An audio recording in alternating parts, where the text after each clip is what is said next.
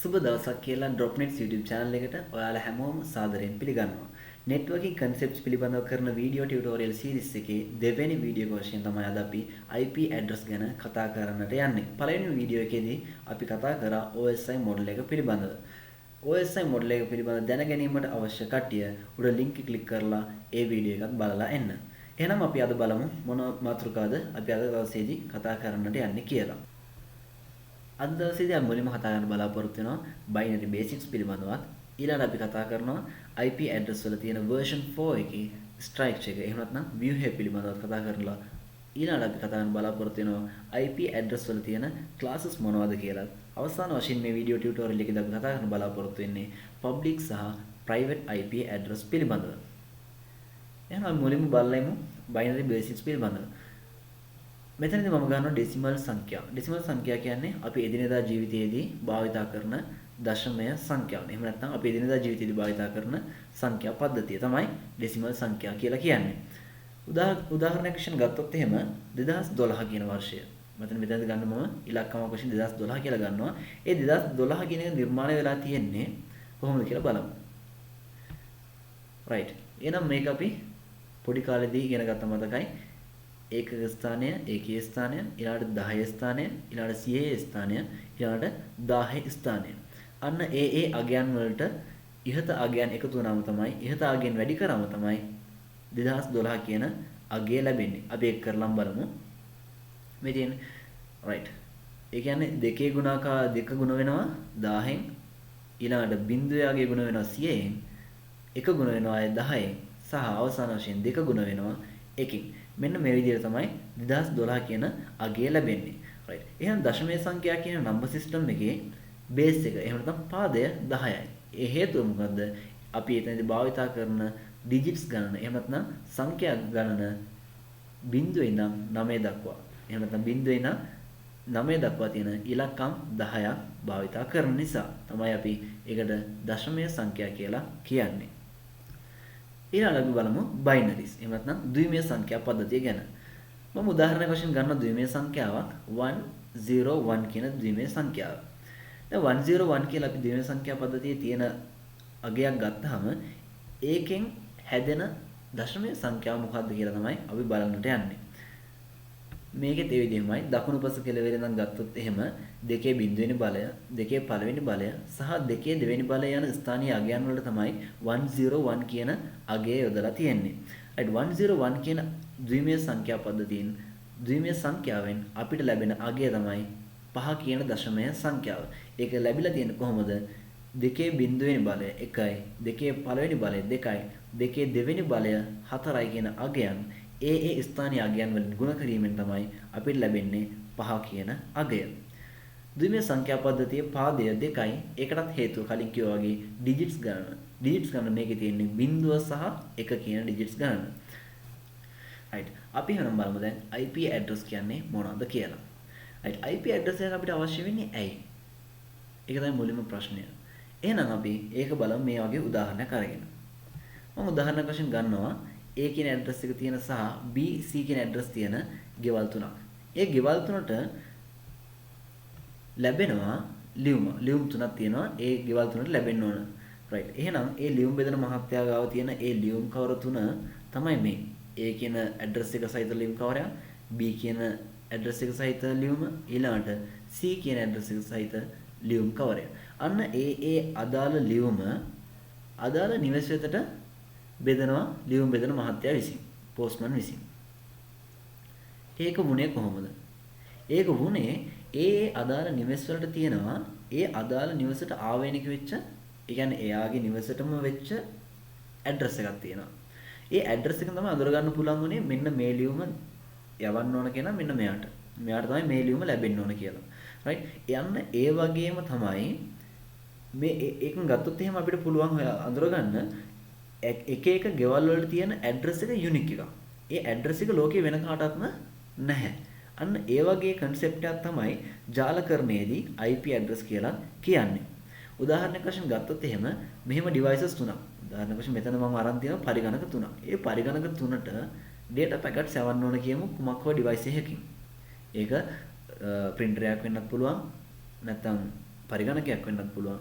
මොකක් හරි device එකකින් messages 3ක් යවන්න ඕනේ නම් ඒ messages 3 යන්නේ මෙන්න මේ විදියට. මේ විදිහට යවන්න ඕනේ නම් අර මම කලින් කිව්වා වගේම මේ පරිගණකයේ ඇඩ්‍රස් එකක් තියෙන්න ඕන. මේ පරිගණකය කියලා අඳුර ගන්න පුළුවන් මොකක් හරි කෝඩ් එකක් තියෙන්න ඕන. මොකක් හරි දෙයක් තියෙන්න ඕන අඳුර ගන්න. අන්න ඒකට තමයි අපි භාවිතා කරන්නේ IP address කියන සංකල්පය. right අපි එහෙනම් දැන් බලමු IP address එකේ තියෙන structure එක කොහොමද කියලා. IP address වල තියෙන version දෙකක්.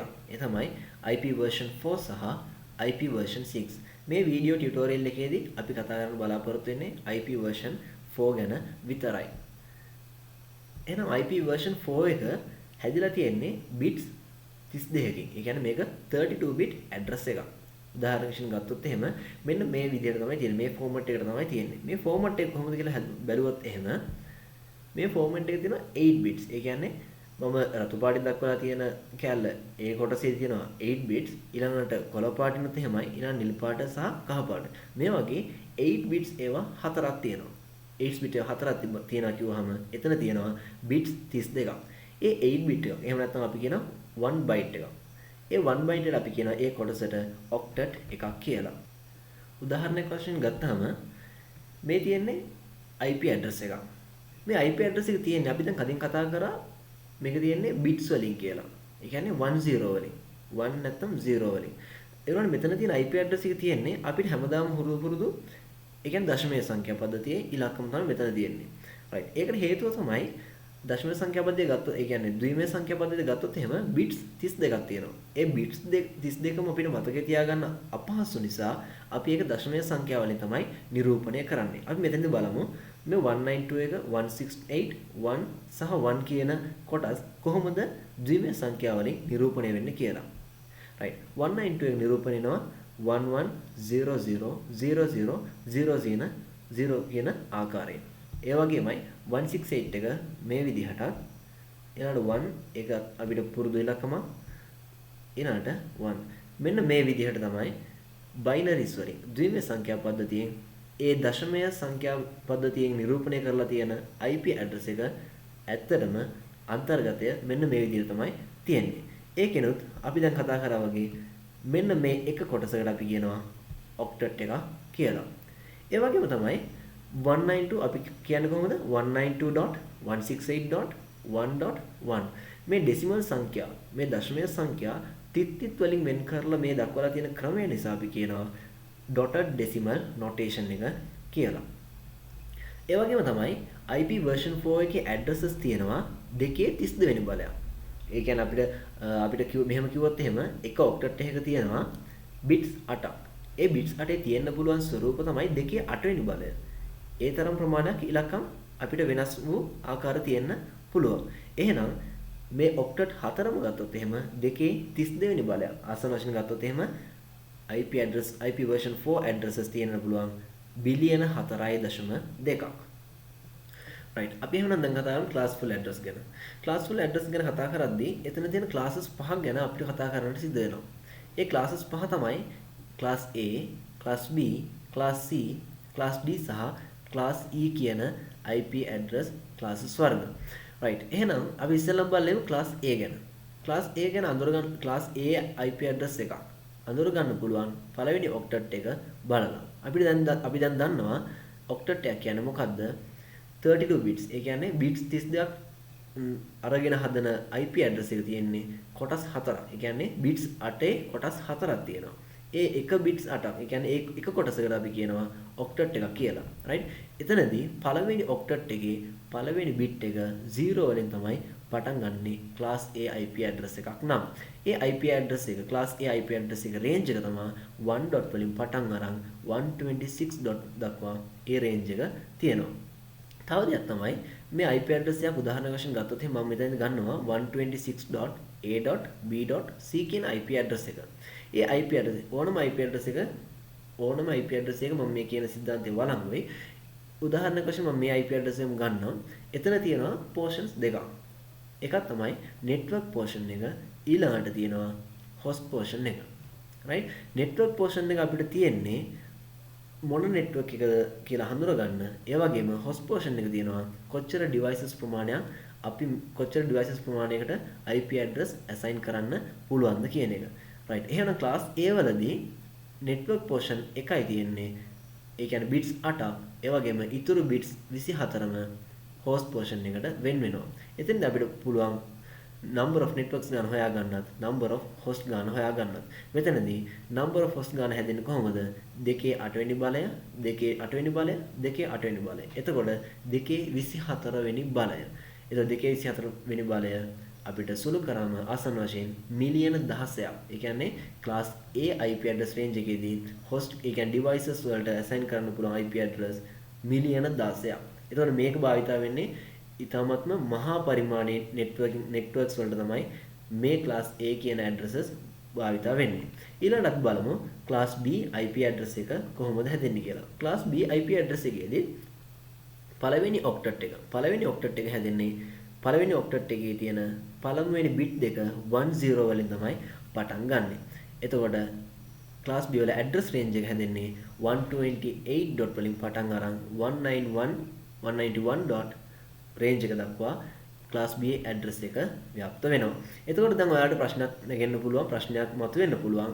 කො 127 කියන එක. 127 කියන range එක loop back address වලට assign වෙලා තියෙන නිසා මෙතනදී 127 address එක අපි ගන්නෙ නැහැ.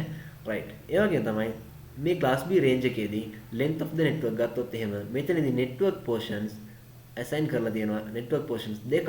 ඒ වගේම host portion දෙකක් තියෙනවා. right. ඒ වගේම තමයි එතකොට දැන් බලන්න number of network සංඛ්‍යාව කීයද? 2 8 වෙනි බලය 2 8 වෙනි බලය. එතකොට මේ දෙක ගුණ කරාම 2 16 වෙනි බලය. 2 16 වෙනි බලය මෙතනට එන්න ඕන. ඒ කියන්නේ මෙතනට එන්න ඕන 2 16 වෙනි බලය. ඒ වගේම number of host සංඛ්‍යාවටත් එන්න ඕන 2 16 වෙනි බලය. නමුත් දැන් අපිට පේනවා එතන සංඛ්‍යාත්මක අගයන් වල තියෙන වෙනස්කමක් තියෙනවා. මෙතන තියෙන 16384යි මෙතන තියෙන 65534යි. මේ දෙකේ වෙනසක් තියෙනවා. ඒකට හේතුව තමයි මේ IP address class B IP address එක පටන් ගන්නෙ 10 කියන ඒ කියන්නේ 10 කියන format එකකින්. ඒ කියන්නේ first octet එක පටන් ගන්නෙ 1 සහ 0 කියන නිසා. එතකොට මෙතනදී අපි සිද්ධ වෙනවා. එතකොට bits කීයක් තියෙනවද? bits මෙතනදී 6ක් සහ ඊළඟ bit එකේදී ඊළඟ octet එකේදී bits 8ක් තියෙනවා. ඒ දෙක එකතු වෙලා තමයි number of network සංඛ්‍යාව හැදෙන්නේ. ඒ කියන්නේ 2 14 වෙනි බලය තමයි මෙතනට අදාළ වෙන්නේ. ඊළඟට මෙතනට එනවා 2 16 වෙනි බලය. එතනත් ඔයාලට තව ගැටලුවක් මතුවෙන්නට පුළුවන්. ඒ තමයි 2 16 වෙනි බලය සමානයි 65536යි. ඒතර මෙතනට දෙකක් අඩු වෙනවා. ඒ දෙක assign වෙන්නේ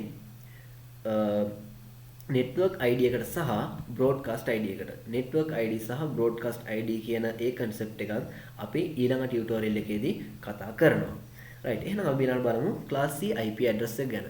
class C IP address එකේ පළවෙනි octet එක නිර්මාණය වෙන්නේ 110 කියන format එකෙන් තමයි පටන් ගන්න පළවෙනි octet එක. එතකොට ඒකේ address range එක තමයි 190 dot වලින් පටන් අරන් 223 dot range එක දක්වා class C IP address තියෙනවා. එතකොට මෙතනදී host portion එකට අයිති වෙන්නේ එක octet එකයි. ඒ වගේම network portion එකට තමයි වැඩි හරියක්. ඒ කියන්නේ bits 24ක්. ඒ කියන්නේ octet 3ක් assign වෙලා තියෙන්නේ. right. එතකොට මෙතන තියෙන number of network සංඛ්‍යාව මිලියන 2කට ආසන්න සංඛ්‍යාවක් තියෙනා වගේම number of host සංඛ්‍යාවත් 254යි. එතකොට මෙතනදී 2 8 වෙනි බලය 256යි. ඒ මම කලින් කිව්වා වගේ network ID එකටත් broadcast ID එකටත් IP address දෙකක් assign වුණාම ඒ දෙක අයින් වුණාන් පස්සේ host devices වලට numbers ඒ කියන්නේ IP address 254ක් assign කරන්න පුළුවන්. ඊළඟට තමයි තියෙන්නේ class D IP address එක. class D සහ class E IP address classes ගැන මම කතා කරන්න වැඩි බලාපොරොත්තු වෙන්නේ නැහැ. ඒක අපිට විෂයපතේ නැති නිසා class D කියන්නේ multicasting වලට යොදා ගන්න address range එකක්. multicasting ගාම එක device එකකින් devices කිහිපයකට දත්ත සම්ප්‍රේෂණය කරන්න අවශ්‍ය වෙනවා නම් ඒ multicasting technology එක තමයි use කරන්නේ. එතකොට use කරන classes range එක තමයි class D එක. class E එක experiment stage එකේ තමයි තියෙන්නේ. right. අපි එහෙනම් දැන් කතා කරමු private සහ public IP කියන්නේ මොකක්ද කියලා. උදාහරණයක් වශයෙන් ගත්තොත් එහෙම භූගෝලීය වශයෙන් ස්ථාන දෙකක තියෙන network දෙකක් තමයි මම මෙතන ඒ කියන්නේ මෙතන පෙන්වලා තියෙන්නේ. right? එතකොට මේ තියෙන්නේ A කියන network එක. ඒ වගේම මෙතන තියෙනවා B කියන network එක.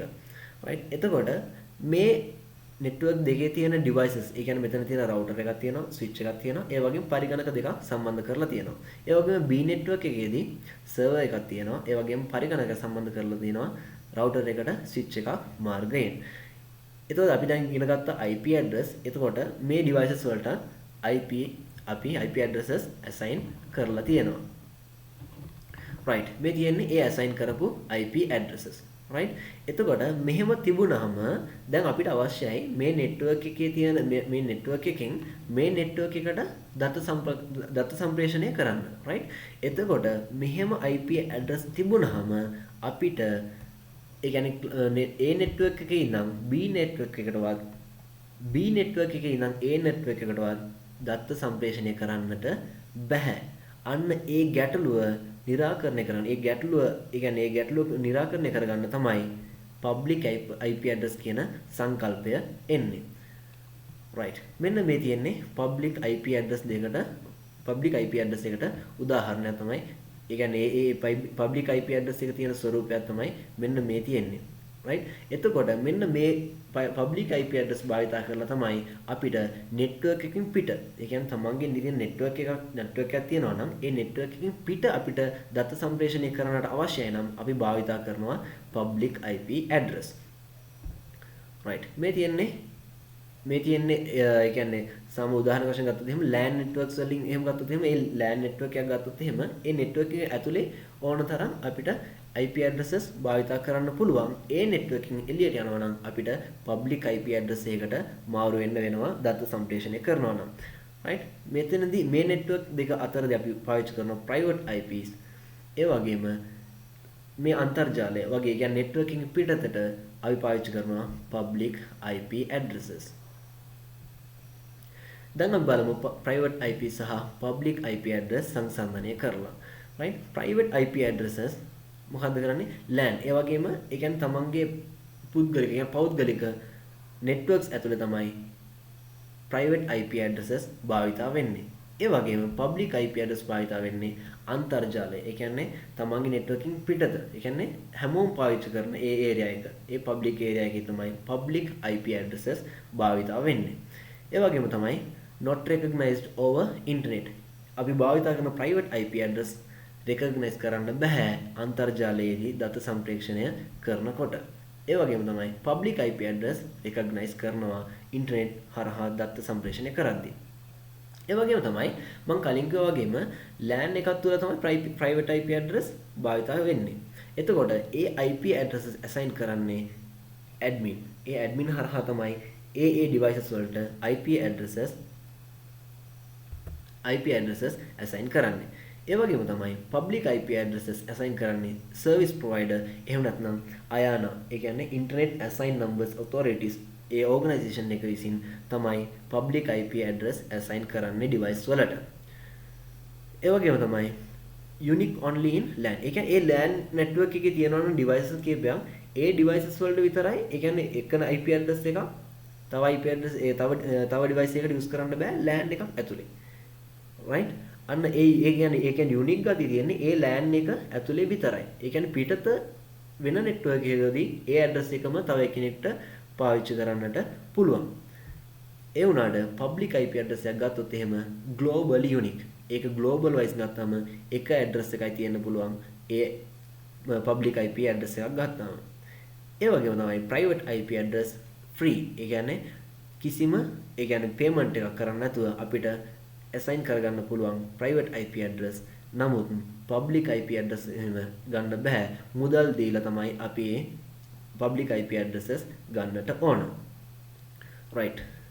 එහෙමනම් ඊළඟ ටියුටෝරියල් එකේදී කතා කරන්න බලාපොරොත්තු වෙනවා sub network සහ subnetting. ඒ වගේම අපි දැන් කලින් කිව්වා වගේ IP version 6 ගැන කතා කරන්න බලාපොරොත්තු වෙනවා ඊළඟ ටියුටෝරියල් එකේදී.